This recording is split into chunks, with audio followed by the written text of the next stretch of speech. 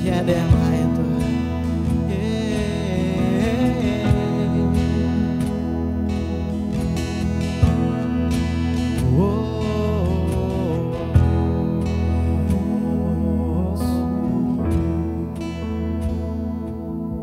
Bila hati terasa berat,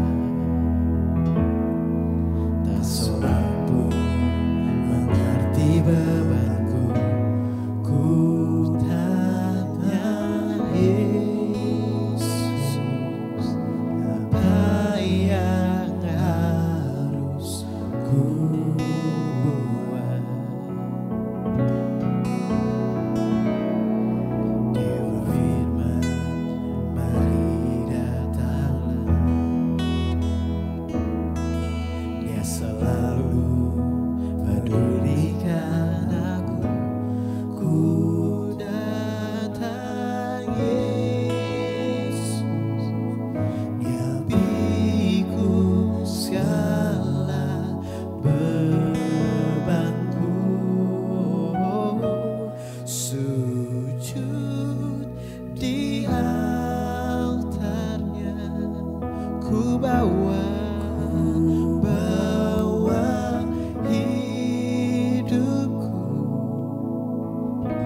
Ku terima anugerahnya, Dia ampuniku dan bebaskanku.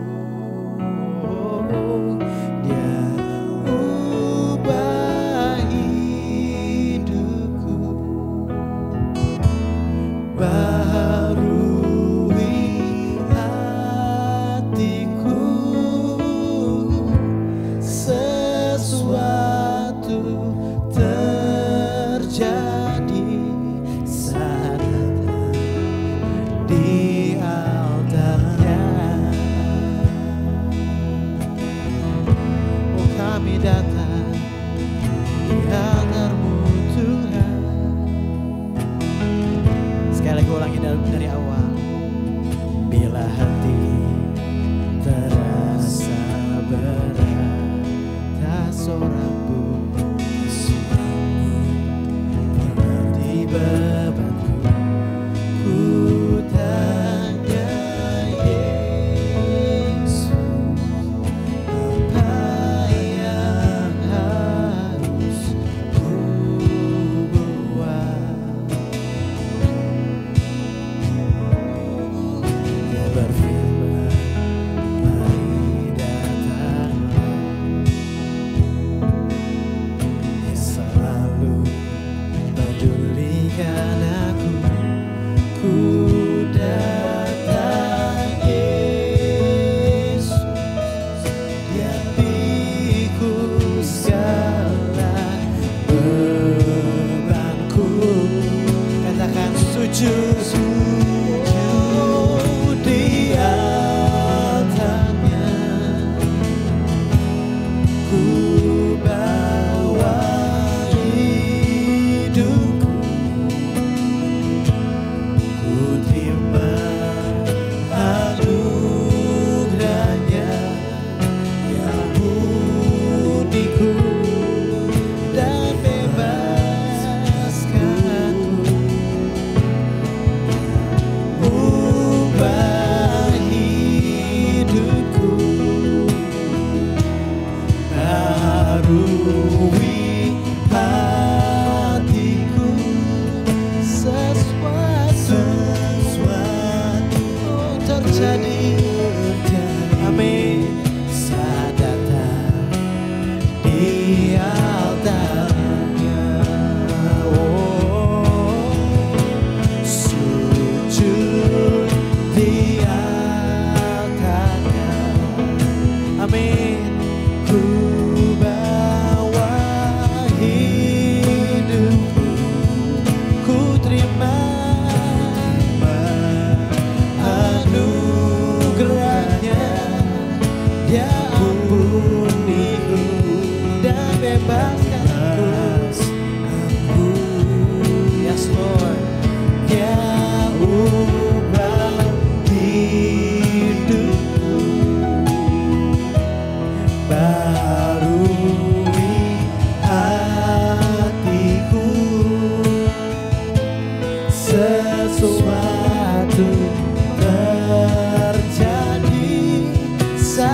datang di altarnya.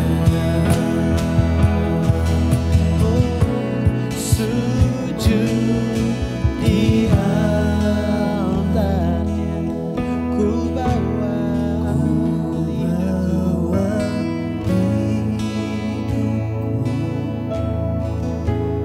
ku terima anugerahnya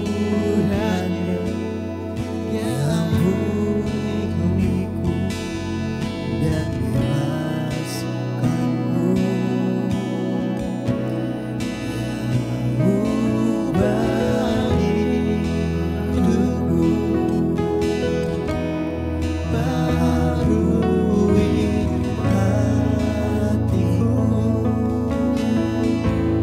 Sesuatu terjadi saat datang di altarnya.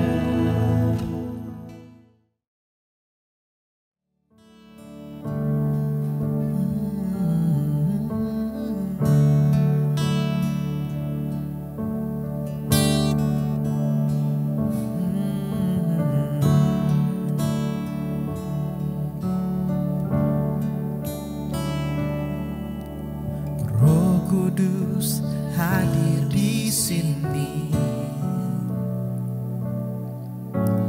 mengalir di bait suci. Perkara ajaib pun terjadi, kuasa mujizat nyata, karena Roh Allah sedang bekerja. Roh Kudus hadir di sini, mengalir di bait suci. Perkara ajaib pun terjadi, kuasa mujizat nyata, karena Roh Allah sedang bekerja. Tiada yang mustahil dan tiada yang sukar bila Roh Allah turut bekerja. Tiada yang mustahil bagi orang percaya, karena Roh Allah turut bekerja di antara kita. Amin. Yeah. Mari sama-sama ulangi lagu ini dari awal.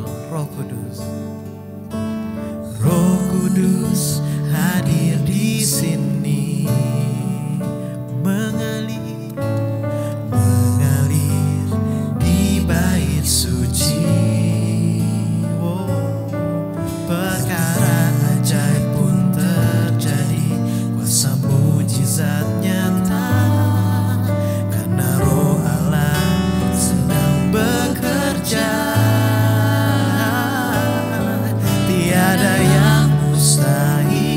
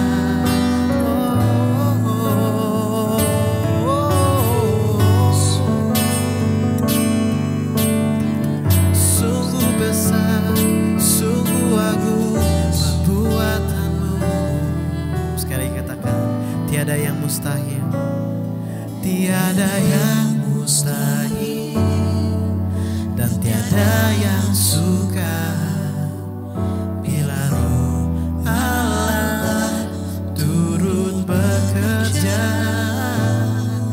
Tiada yang mustahil bagi orang percaya, karena Roh Allah turut bekerja di antara kita.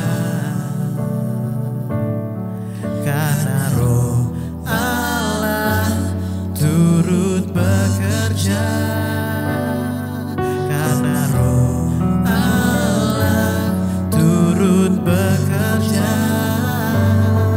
karena Roh Allah turut bekerja di antara kita.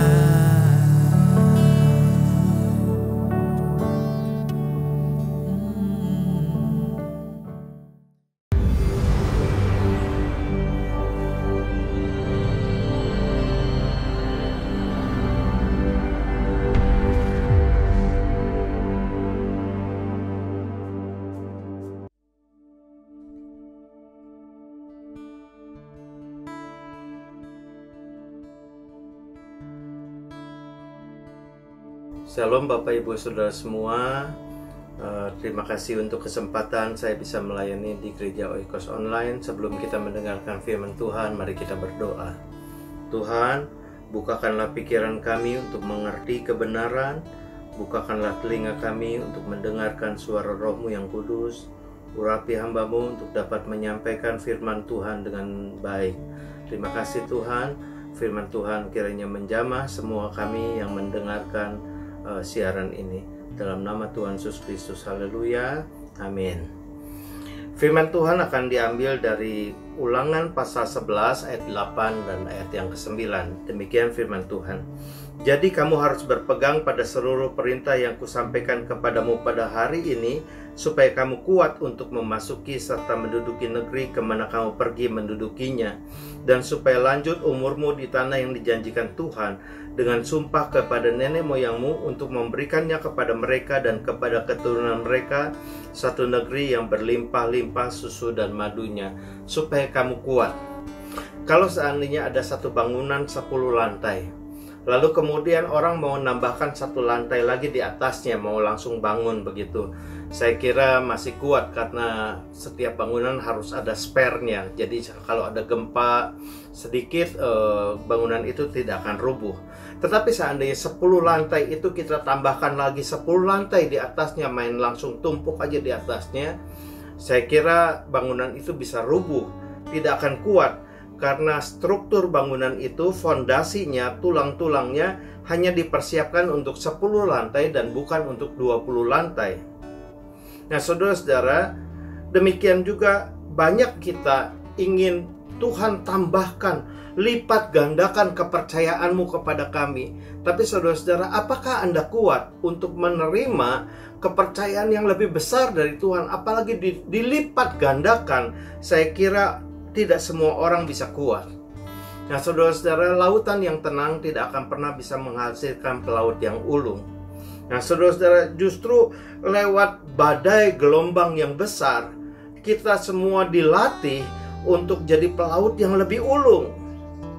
Nah saudara-saudara, waktu dulu kami ada di satu gereja yang saya bantu di gereja itu, dan ketika gerejanya mau dibangun, ada truk molen yang bawa semen itu, lalu kemudian para pekerjanya mengambil dulu ada satu kotak, ya kira-kira 20 x 20 cm, tingginya kira-kira 30 cm, dari kotak dari besi, lalu kemudian semen itu dimasukkan ke dalam kotak itu. Lalu ditunggu kira-kira 1 minggu kemudian, lalu kemudian dibuka baut-bautnya, lalu kemudian ditunggu lagi kira-kira 1 minggu kemudian, lalu kemudian dibawa ke laboratorium. Dan di laboratorium itu diuji tingkat kualitas dari semen itu. Jadi itu akan ada mesin pressure, lalu kemudian saudara-saudara katakanlah 5 ton gitu, lalu kemudian semennya tidak pecah, lalu ditambahkan lagi sampai 7 ton, ditambahkan lagi sampai 10 ton, ditambahkan lagi sampai 15 ton, 20 ton, dan akan terus ditambahkan sampai semen itu pecah. Semakin berkualitas semennya, maka dia akan bisa menahan beban yang lebih berat. Tapi kalau misalnya semennya kurang baik, baru 1 ton, 2 ton, dia udah pecah.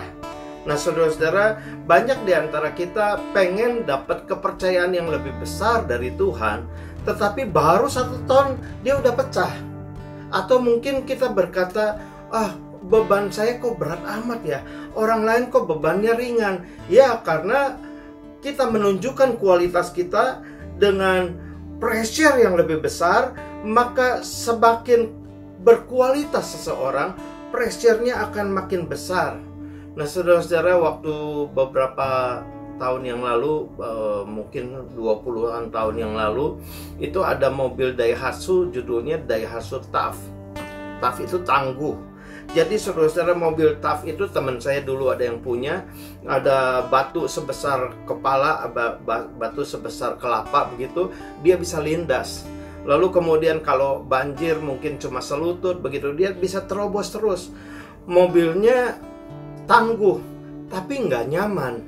Nah, saudara-saudara, banyak orang pengen nyaman, hidupnya nyaman, tetapi hidupnya tidak tangguh, saudara-saudara. Demikian juga mobil itu tidak nyaman, di jalan tol aja dia bisa ampul-ampulan.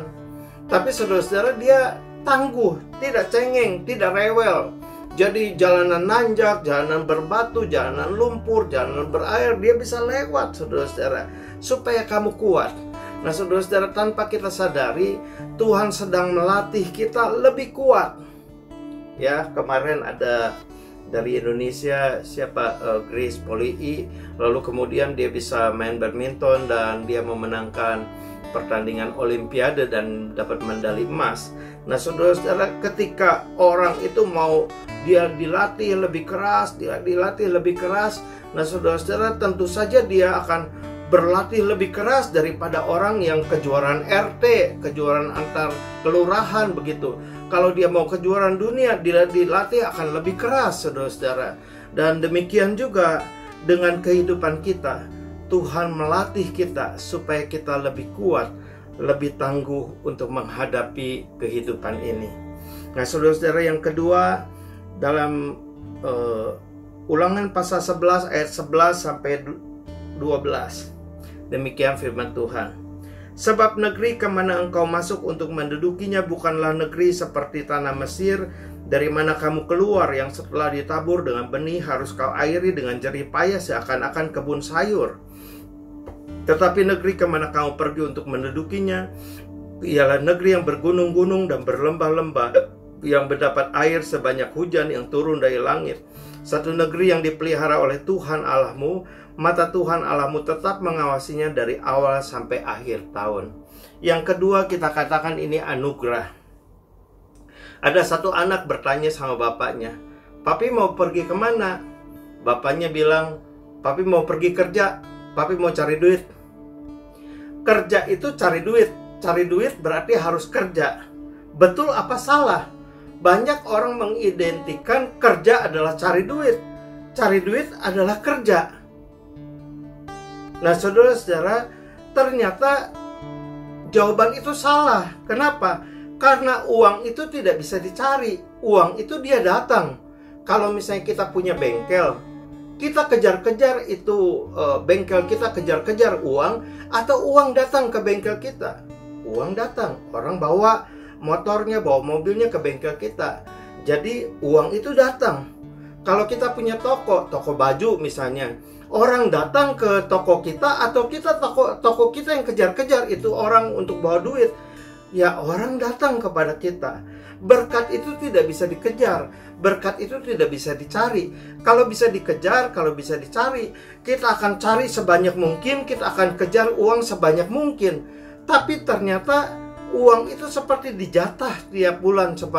Sepertinya Tuhan itu ngejatah buat tiap orang itu ada porsinya masing-masing. Nah, saudara-saudara, rezeki itu tidak bisa dikejar. Hoki itu tidak bisa dikejar. Hoki itu datang sendiri. Rezeki itu akan datang. Tuhan akan memerintahkan berkatnya, rezekinya kepada orang yang berkenan kepada Dia. Itu sebabnya saudara-saudara, kita harus baik-baik kepada Tuhan, karena Tuhanlah yang menentukan rezeki setiap orang. Kita misalnya katakanlah kita kerja di sebuah perusahaan besar, katakanlah di PT Astra. Ada orang yang dapat UMR bagian cleaning service gitu, dapatnya UMR mungkin hanya dapat 2 juta, 3 juta setiap bulan. Tapi di Astra juga ada orang yang gajinya sampai ratusan juta setiap bulan. Ada jenjang-jenjang karirnya di PT Astra itu. Katakanlah kita ada di tengah-tengah. Ya. Dan kita tahu bahwa ada si Bapak A gitu di atas kita yang akan bisa menentukan kita jabatannya naik atau tidak, kita gajinya naik atau tidak. Kalau kita tahu orang ini yang menentukan nasib kita di PT Astra, maka baik-baiklah dengan orang ini. Kalau kita tidak baik-baik dengan orang ini, kita bikin dia sakit hati sama kita, kita bikin dia tidak suka sama kita, nah saudara-saudara, maka habislah kita. Kita habis karirnya di PT Astra itu, saudara-saudara.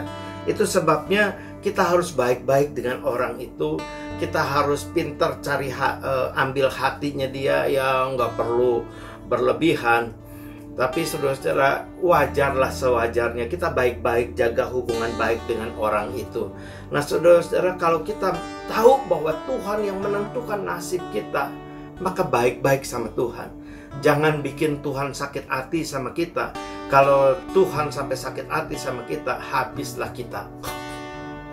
Itu sebabnya saudara-saudara, Tuhan akan memerintahkan berkatnya turun atas orang-orang yang berkenan kepada Dia. Yang berikutnya saudara-saudara, hukum alam.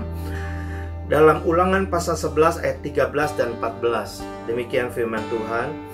Jika kamu dengan sungguh-sungguh mendengarkan perintah yang kusampaikan kepadamu pada hari ini, sehingga kamu mengasihi Tuhan Allahmu dan beribadah kepadanya dengan segenap hatimu dan dengan segenap jiwamu, maka Ia akan memberikan hujan untuk tanahmu pada masanya, hujan awal dan hujan akhir, sehingga engkau dapat mengumpulkan gandummu, anggurmu, dan minyakmu.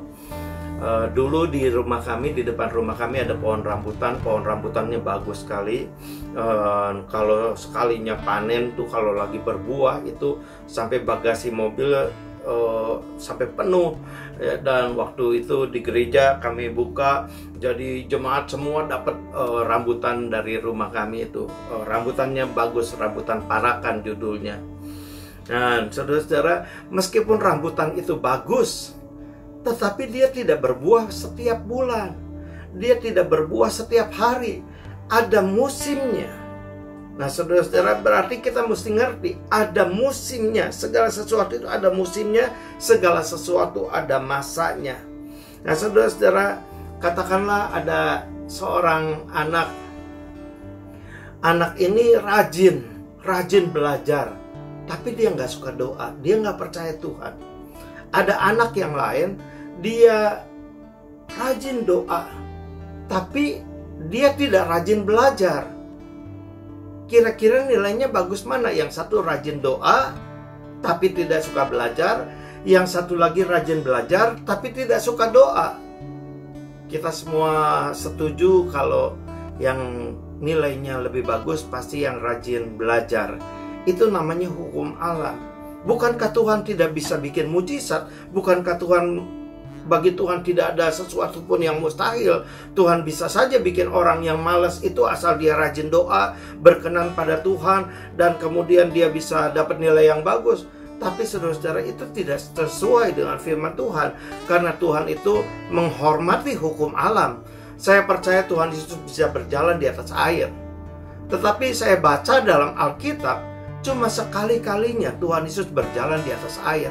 Bukankah waktu dia berkhotbah di depan 5.000 orang, dia bisa berkhotbah di atas danau itu sambil berdiri di atas air, dan tidak ada perahu, dia tidak perlu pinjam perahu kepada murid-muridnya. Tapi saudara-saudara, Tuhan Yesus tidak melakukan itu, meskipun hal itu bisa lebih spektakuler, lebih wow begitu.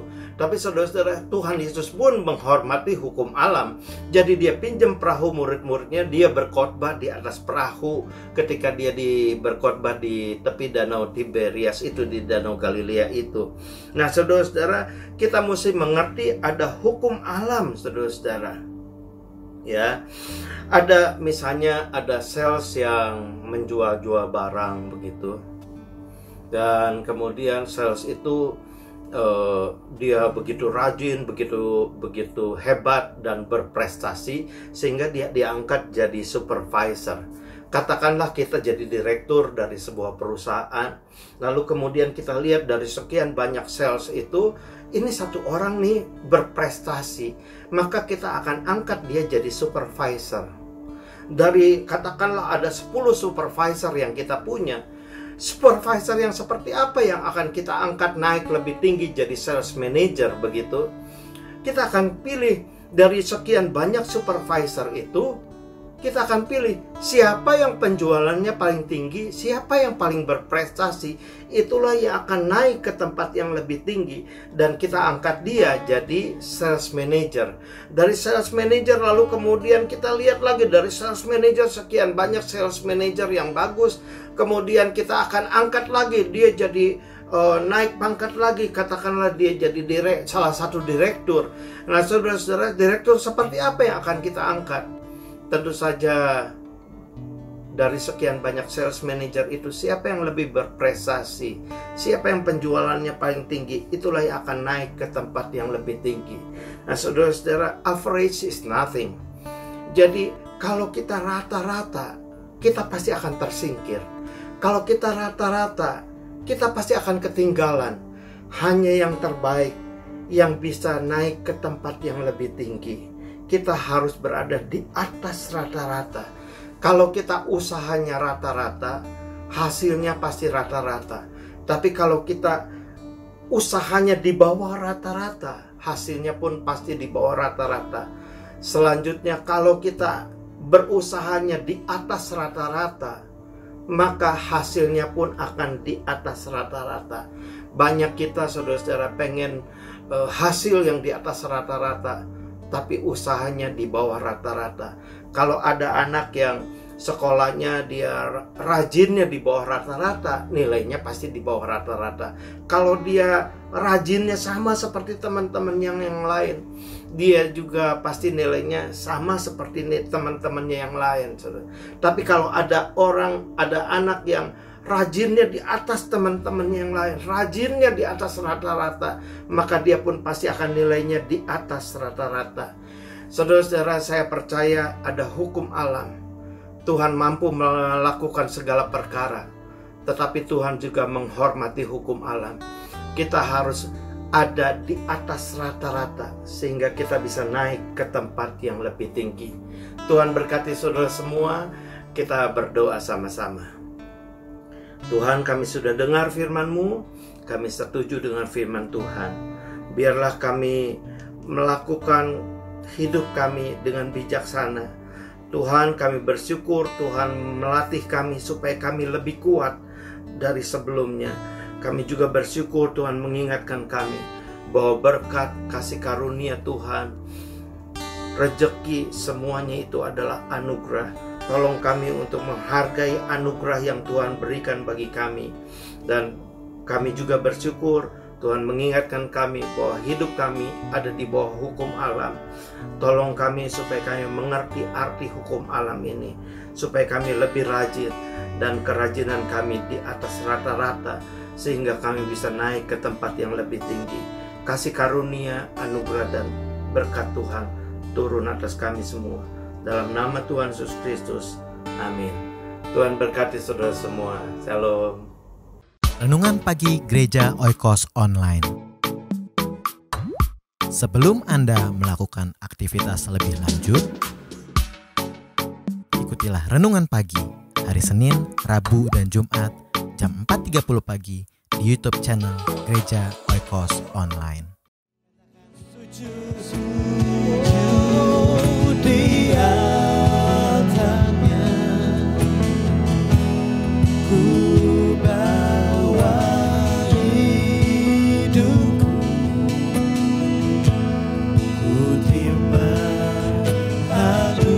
Anugerahnya yang uniku.